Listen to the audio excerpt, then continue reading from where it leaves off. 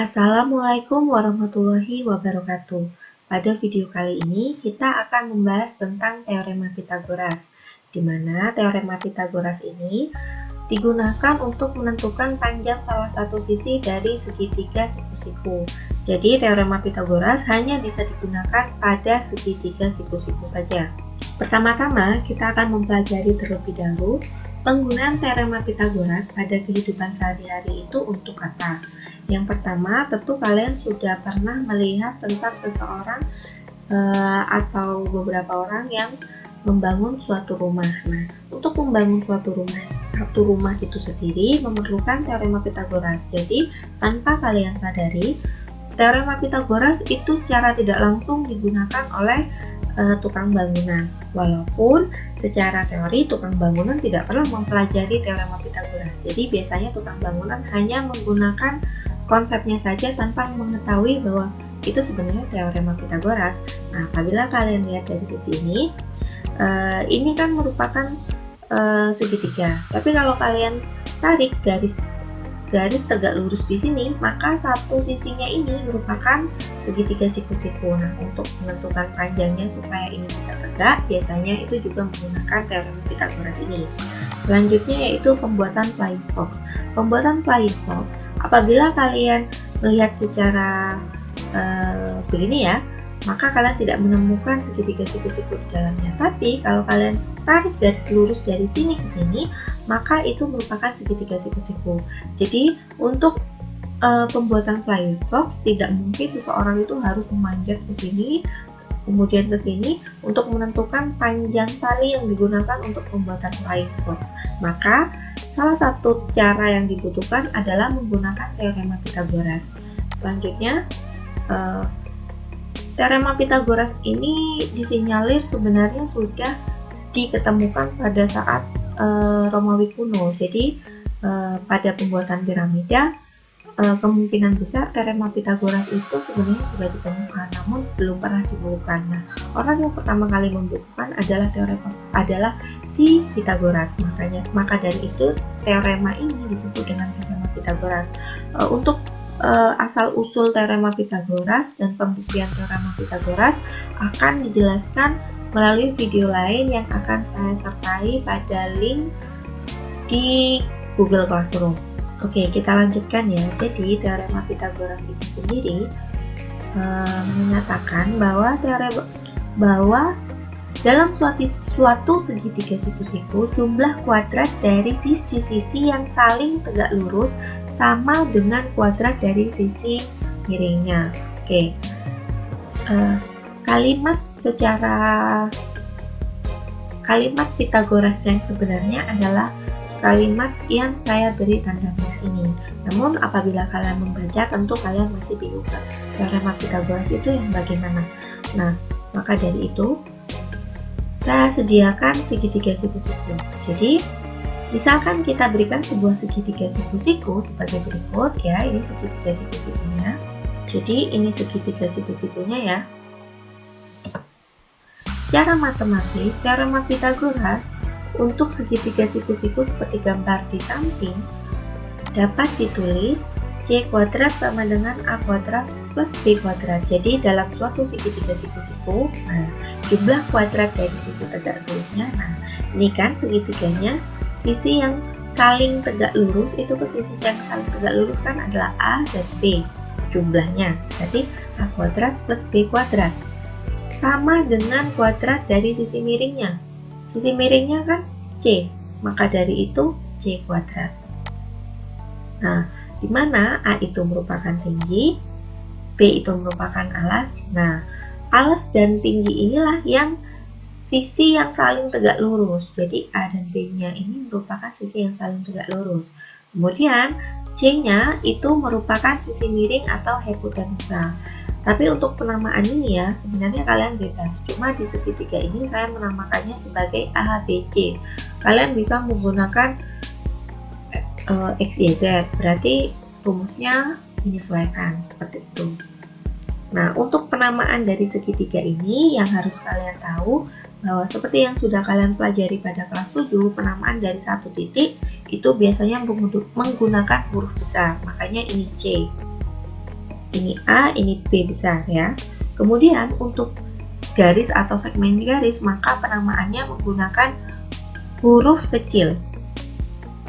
Nah, ini kan huruf kecil. Nah, kenapa sisi miring ini dinamakan C, padahal titik ini C? Kenapa tidak di sini C? Misalnya begitu ya pertanyaannya. Karena titik C, di titik C-nya kan di sebelah sini, maka segmen garis yang berhadapan dengan titik C itu dinamakan segmen garis C. Seperti itu dan seterusnya.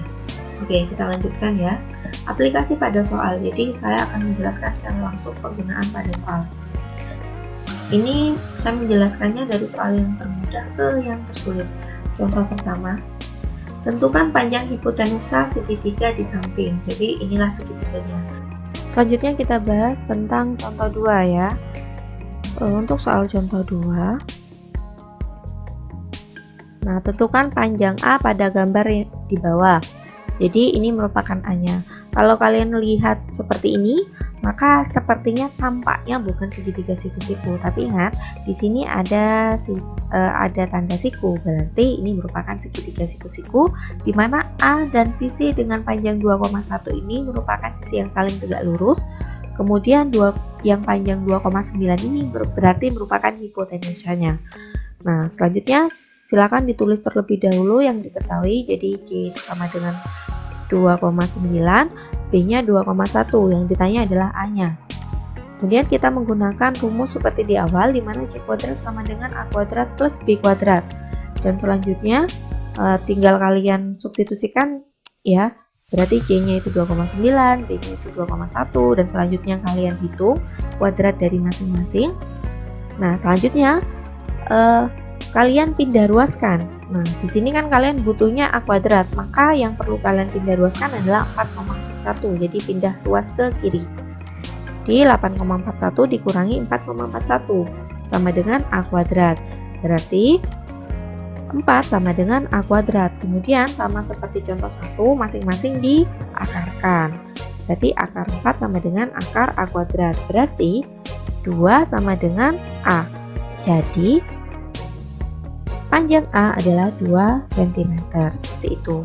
Oke, selanjutnya kita bahas ke contoh 3. Dalam contoh 3 ini soal yang sedikit rumit ya, jadi diperhatikan baik-baik.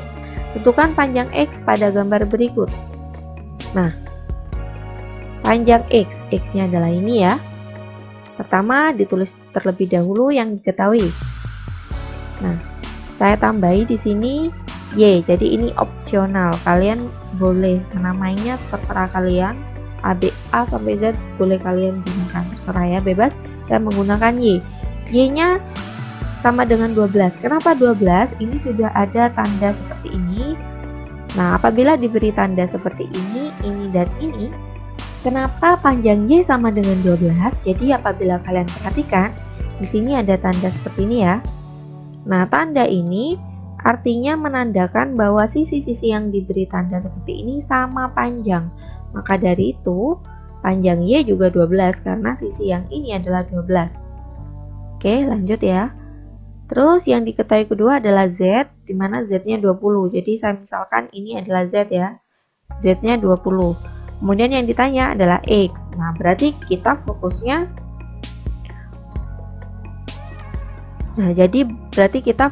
pada segitiga siku-siku yang ini. Nah, oke. Kita lanjutkan. Yang ditanya adalah X.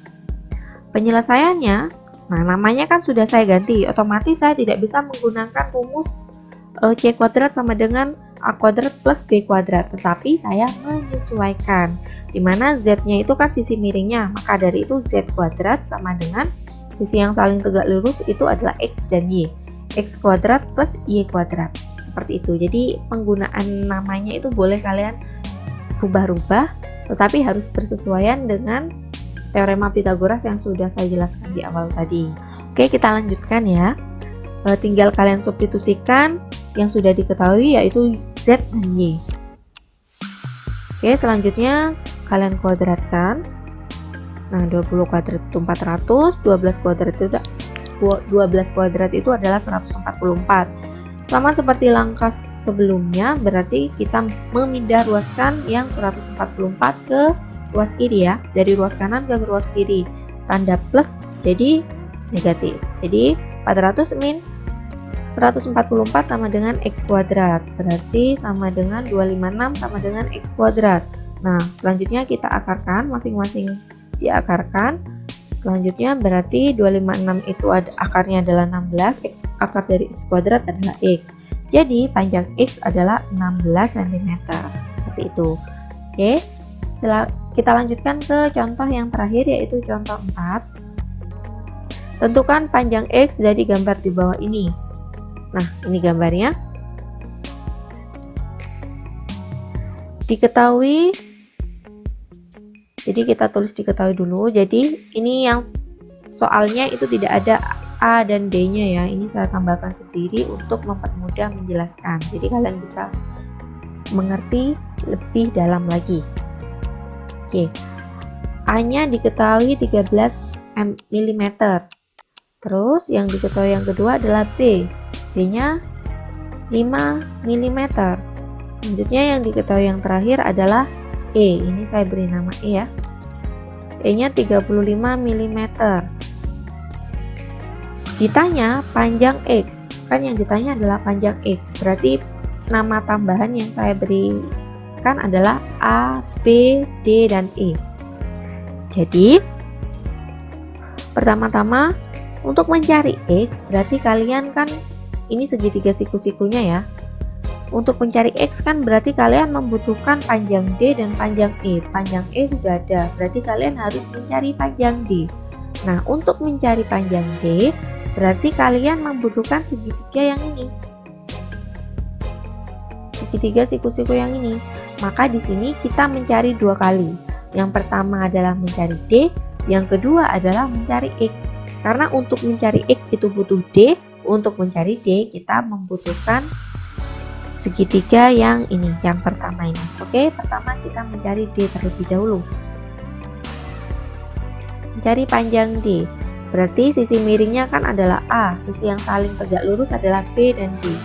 Maka dari itu, rumus yang kita gunakan adalah A kuadrat sama dengan B kuadrat plus D kuadrat. Selanjutnya kita substitusikan ya. Yang sudah diketahui, A-nya 13, B-nya 5. Kemudian kita kuadratkan masing-masing. 13 kuadrat adalah 169, 5 kuadrat adalah 25. Selanjutnya kita pindah ruaskan ya, sama seperti contoh-contoh sebelumnya. Berarti 169 dikurangi 25 sama dengan D kuadrat. Selanjutnya berarti 144 sama dengan D kuadrat. Jadi 169 dikurangi 25 itu 144. Nah, penulisan yang benar sebenarnya sama dengan ini harus lurus, tapi karena tadi penulisan pengetikannya tadi tergeser-geser, maka dari itu tidak lurus. Jadi kalian menuliskan itu harus lurus ya, sama dengannya. Oke, kita lanjutkan. Nah, kenapa saya berhenti di D kuadrat? D kuadrat sama dengan 144, karena pada nantinya kan kita menggunakan kuadratnya, jadi saya tidak mengangkatkan supaya lebih mudah untuk menghitung ya. Kemudian mencari panjang X. Nah, X ini kan adalah hipotenusanya, di mana sisi tegaknya adalah D dan E. Berarti X kuadrat sama dengan D kuadrat plus E kuadrat. Ini adalah 35 kuadrat. Jadi saya langsung masukkan ini. Oke, selanjutnya X kuadrat tetap ya. Kemudian kita tinggal menyubstitusikan D kuadratnya adalah 144. 35 kuadrat adalah 1225. Berarti X kuadrat sama dengan 1369. Nah, kita akarkan sama seperti sebelumnya, masing-masing diakarkan, berarti panjang X adalah 37. Oke, jadi panjang X sama dengan 30, panjang X adalah 37 mm. Seperti itu. Bagaimana? Mudah bukan? Apabila ada yang ditanyakan, silahkan kalian tanyakan di Google Classroom. Oke, sekian video kali ini. Terima kasih atas perhatiannya. Assalamualaikum warahmatullahi wabarakatuh.